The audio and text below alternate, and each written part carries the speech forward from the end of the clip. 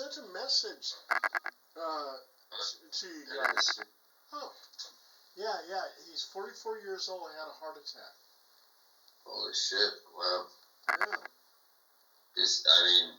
He lived, right? Yeah, he's alive. He's going to be on our show again. Coming up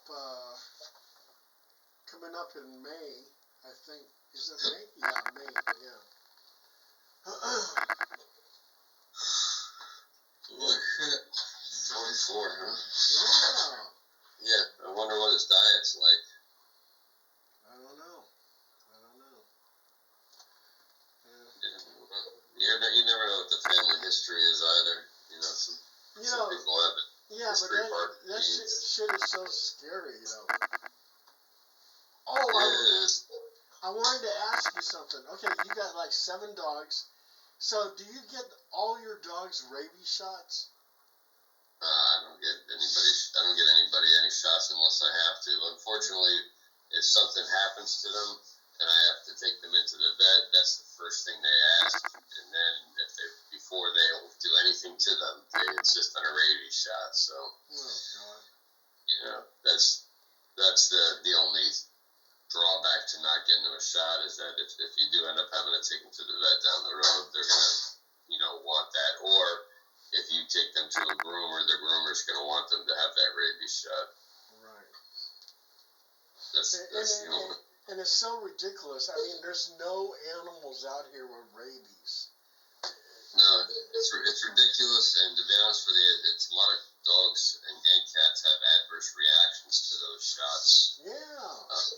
And can actually, hurt them or even kill them. So I'm with you on it. I don't see the point in this day and age in giving it to every single kid. Especially, you talk about people who live in New York in high-rise apartment buildings. What are the odds of their cat that never leaves the apartment, getting rabies? Yeah. It's not going to happen. It's stupid. But they do it. Yeah, all it is a money grab. It is.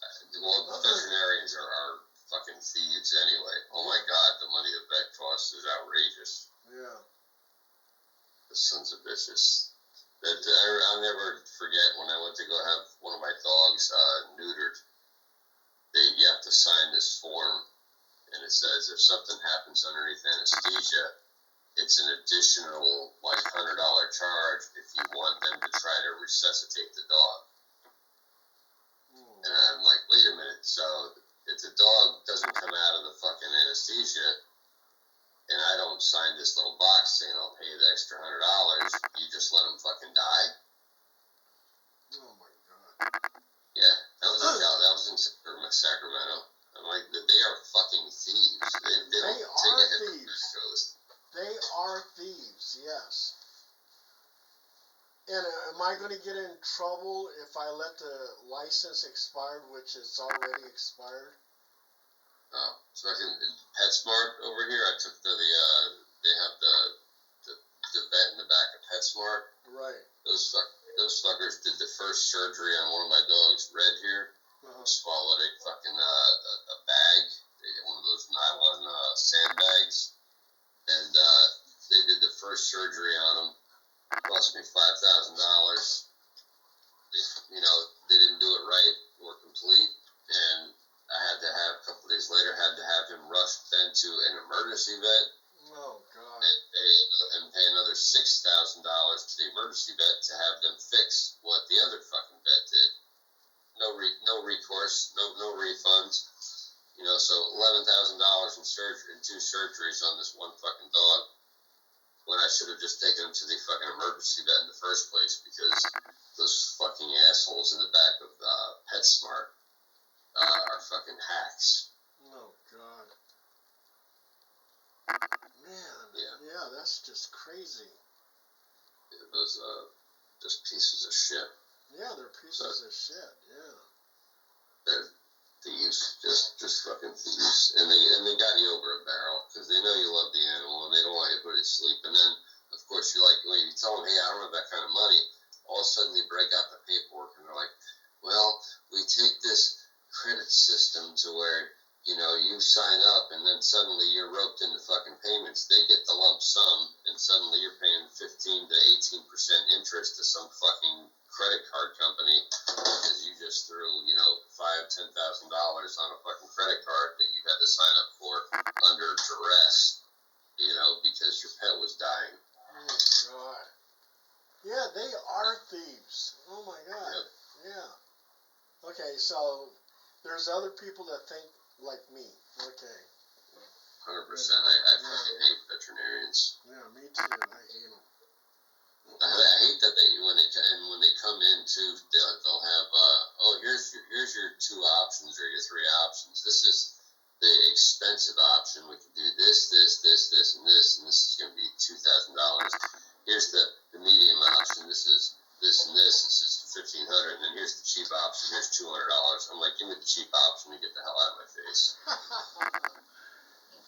Hi, Deb. Hi, well, hang on 1 second. Okay. All right, it's not, let's see.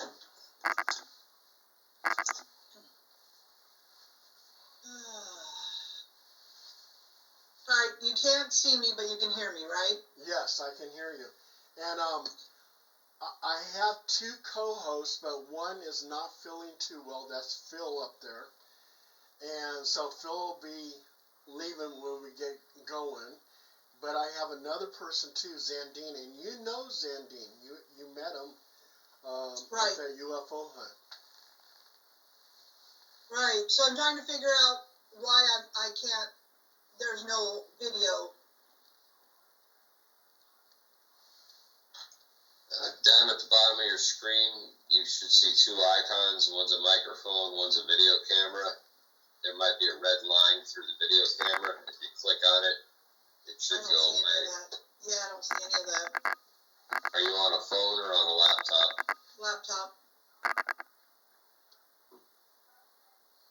And you don't see a phone, a red circle at the bottom of your screen to hang up? No.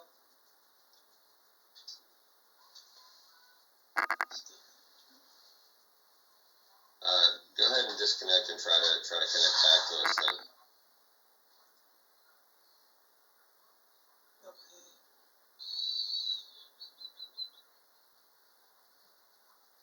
Let me just double check something.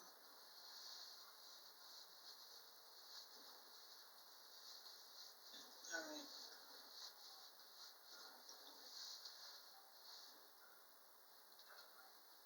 Okay.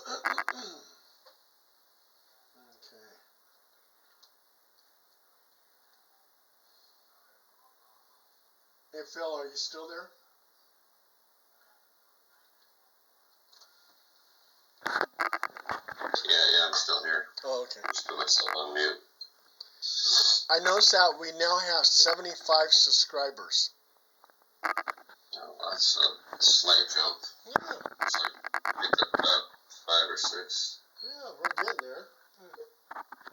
Slowly All but right, surely. there we go. There we go. Oh, fantastic.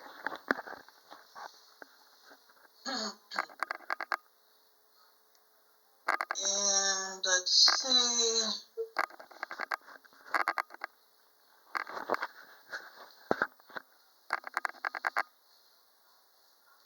There we go. Hey, there you are. Yay. All right. Looking good, Dev. Thank Awesome. you. Let's see. So I got that on. Okay, there we go. Okay. We're in business. We're just waiting on Xandean Okay. to appear. He's always normally right at the top of the hour. Yep. And then I'll hit record, and then I'll mute myself and bow out. And then when you guys are done, we'll just end the call. Sounds good. Yeah, and he's got 5 minutes anyway, so. Now,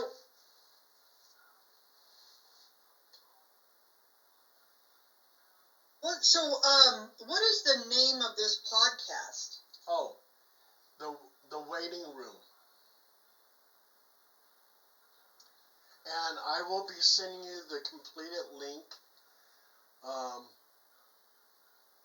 And usually it's out about 2 or 3 days. Okay. Okay. Yeah, I keep track of all the podcasts I do, all the shows, everything I do. So. On this one is also too, it's registered with IMDb. Okay. And I'll send you the information on that too. All right, perfect. Thank you. Okay. You been busy, Deb? Oh yeah. Yeah. I'm the state director now. Yeah, I see Northern that. California MUFON. I see that. I see that. Yeah. So, it's not. I did a lot for Ruben as his assistant. So now it's mainly entitled. But now I have to, make sure that we have team meetings and stuff like that.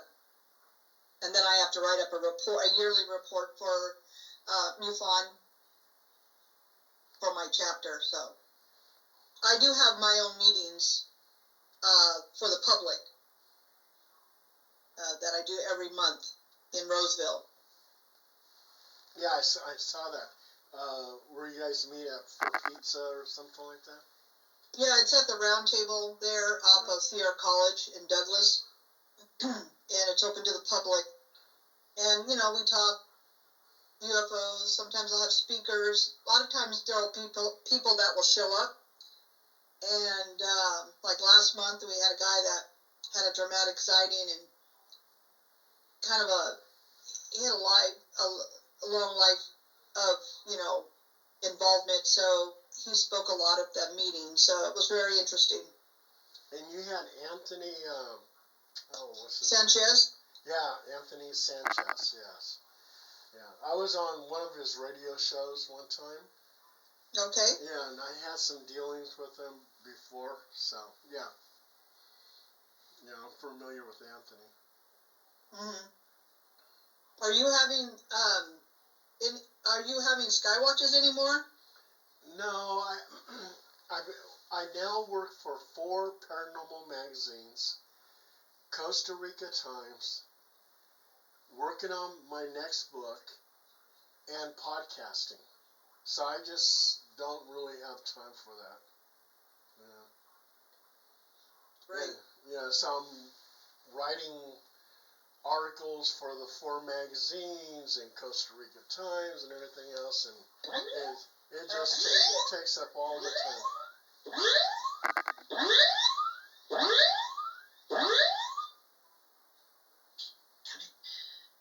Hang on 1 second. Okay.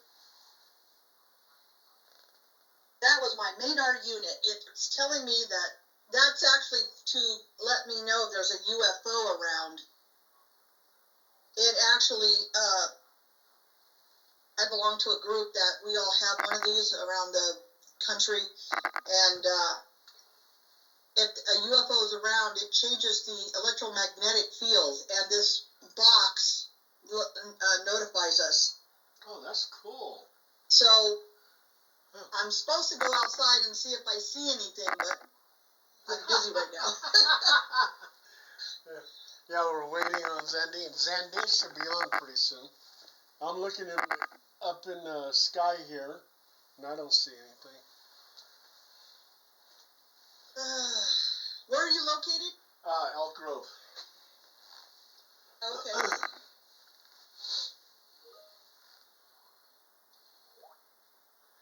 Okay, Phil started recording. We'll get started, and Xandean will probably join us in a few minutes. So, okay, I'm going to go ahead and introduce you. Okay, tonight we have Deb Rugney, and she's an author, she's a field investigator, and she's a state director for Northern California MUFON. And she has a book out called UFO Investigator. But before we talk about the book, I want to ask Deb, how is it that you got so interested in UFOs, UAPs? Well, basically, an event happened when I was a kid.